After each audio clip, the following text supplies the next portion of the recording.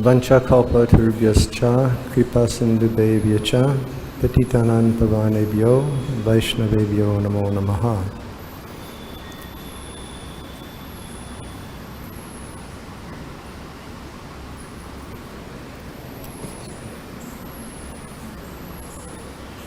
I think that at this point, anything that I may say would be repetitive of something that has already been said. Nonetheless, in honor of my exalted godbrother, Srila Bhakti Charu Swami Maharaj, I will try to say a few words.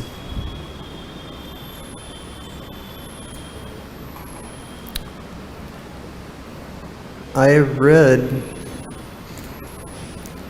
that Rupa Goswami has described devotional service. And he has said that the first principle of bhakti is to take shelter of a bona fide spiritual master. And he has said that the next point is to take initiation from that spiritual master. And the next point is to serve that spiritual master in a very intimate sense of love. And that is the example that I always saw in Srila Bhakti Charu Swami Maharaj. His spirit of intimate, loving service to Srila Prabhupada.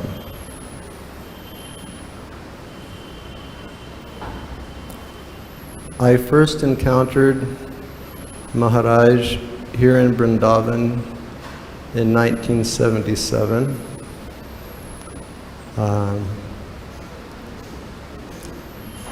And one of my first very powerful impressions of Maharaj was on the morning of August 29th, 1977. I can remember the date because on August 28th, this is when Srila Prabhupada left Vrindavan for his last preaching tour to the West. And we know that Srila Prabhupada made it as far as London, and then he had to return due to his poor health condition. The morning after, Srila Prabhupada left here about 2 o'clock in the morning, 2 or 3 in the morning. I can recall it was raining. We had all gathered to see Srila Prabhupada off. Srila Prabhupada was going for his last preaching tour. He was so weak he couldn't walk. And they carried him in the palanquin to his car. And he was so weak that he couldn't sit in the back seat, but he had to lay down. And when we saw the car moving up in the road and we all offered our obeisances, we were crying with the fear that we'd never see our spiritual master again. So that next morning, or later that morning, about somewhere 9 o'clock or so, I decided I would go to Srila Prabhupada's kitchen and I would clean the kitchen. And when I went in, I found Bhakti Charu Maharaj sitting there with his head in his hands, and he was just profusely weeping. And I said, Maharaj, what is the problem? And then he told me how he had been meant to go with Srila Prabhupada, but his passport wasn't ready, so he couldn't travel. And I could just see, how he was burning in this desire to render service to his spiritual master.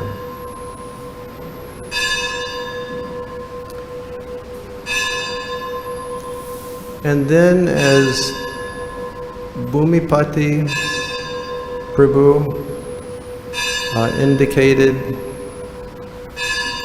like I've listened to the 77 room conversations many, many times. And it points where you see that Prabhupada may be feeling some despair, or Prabhupada may be feeling some type of anxiety or uncertainty about the situation. Prabhupada would call Srila Bhakti Charu Swami Maharaj, and you can hear them just intimately discussing, and Bhakti Charu Maharaj giving assurance and love to Srila Prabhupada.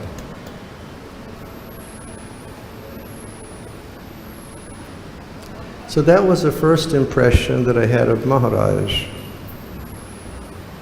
that he just cried for the service of his spiritual master, and he wanted to serve Srila Prabhupada confidentially and intimately, and he carried on that mood of service his entire life.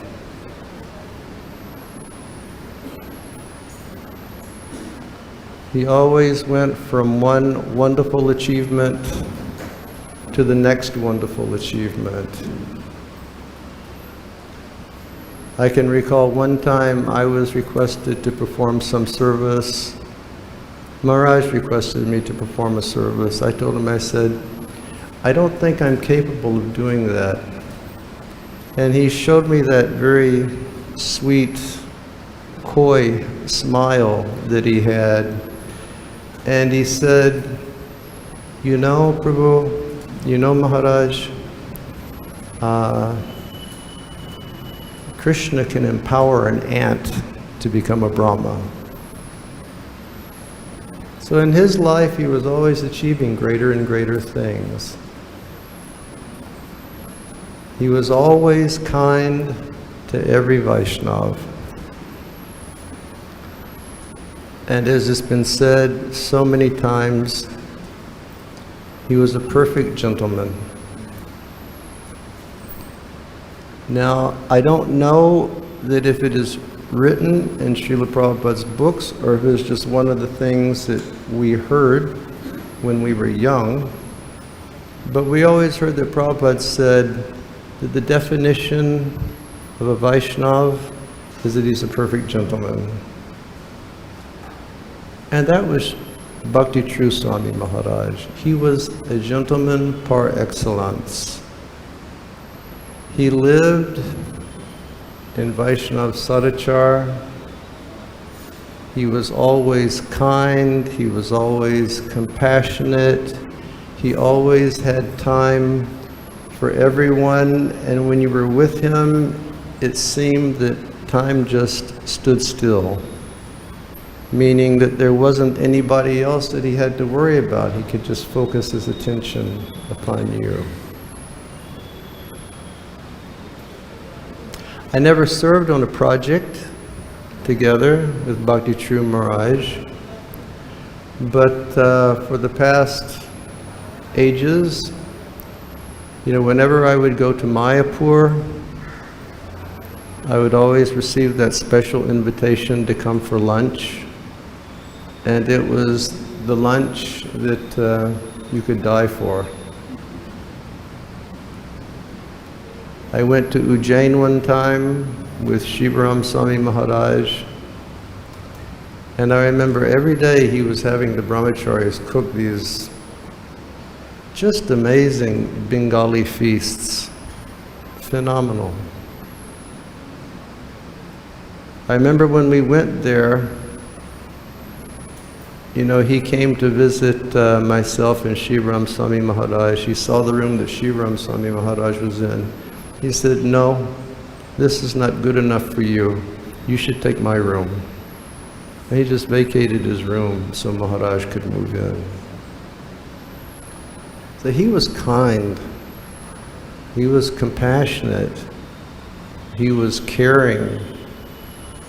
And first of all, he just always had this so deeply rooted conception of service to His Divine Grace Srila Prabhupada.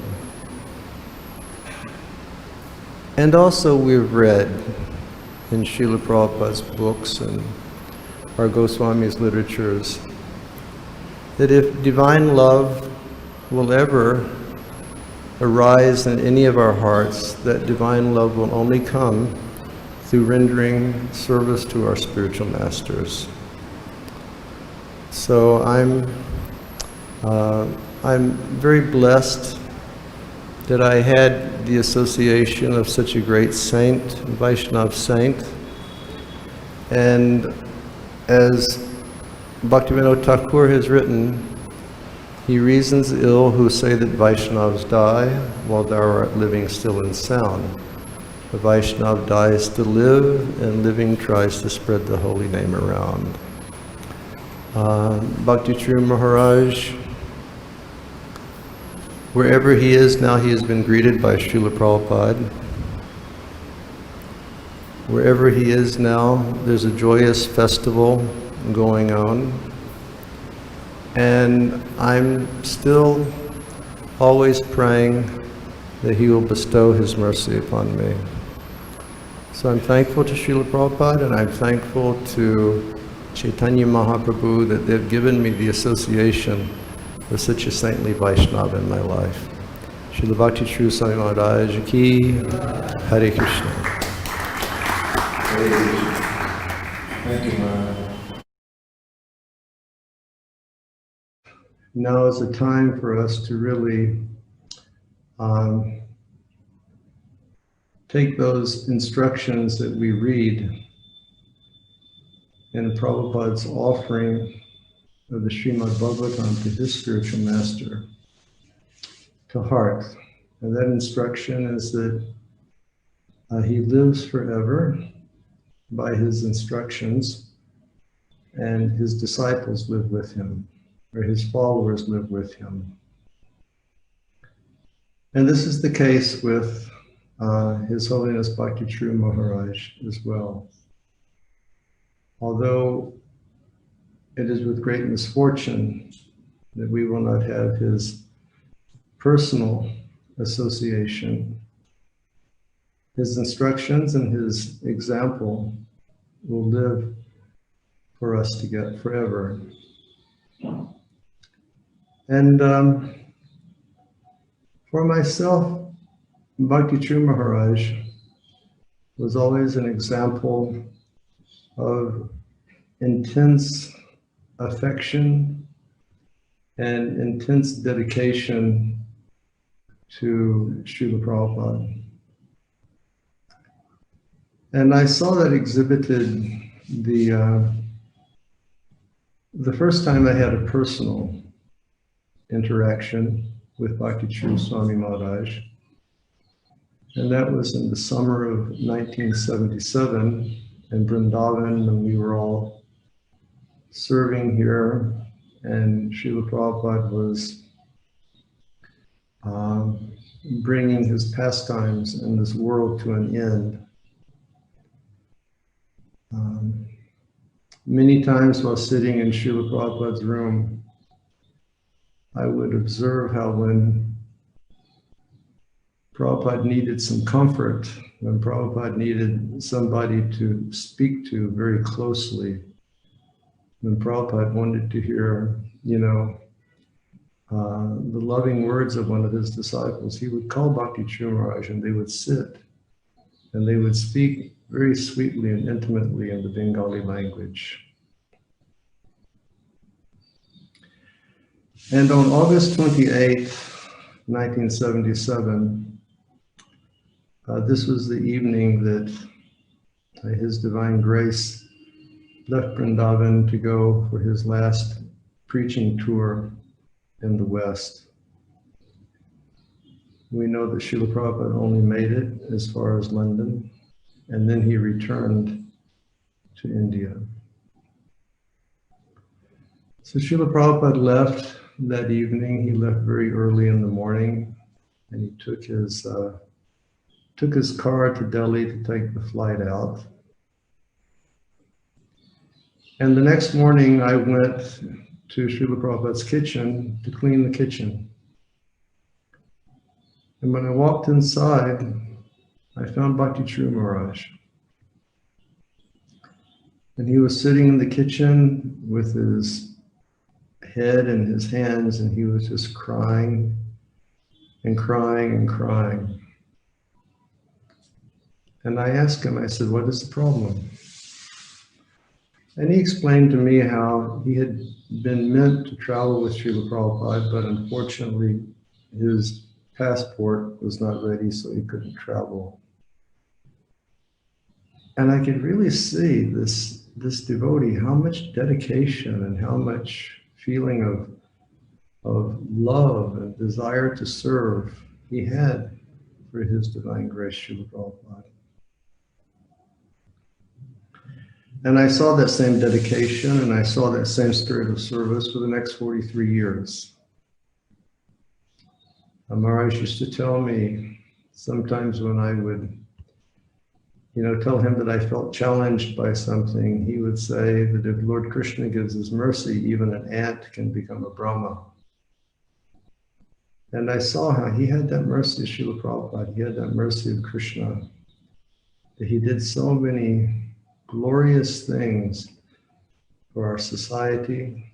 He did so many glorious things for individual devotees.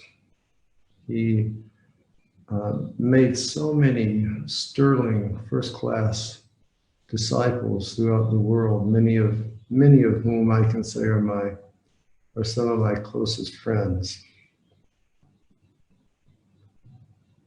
I think something that will come up time and time again is that Bhakti Charu Maharaj was a perfect gentleman.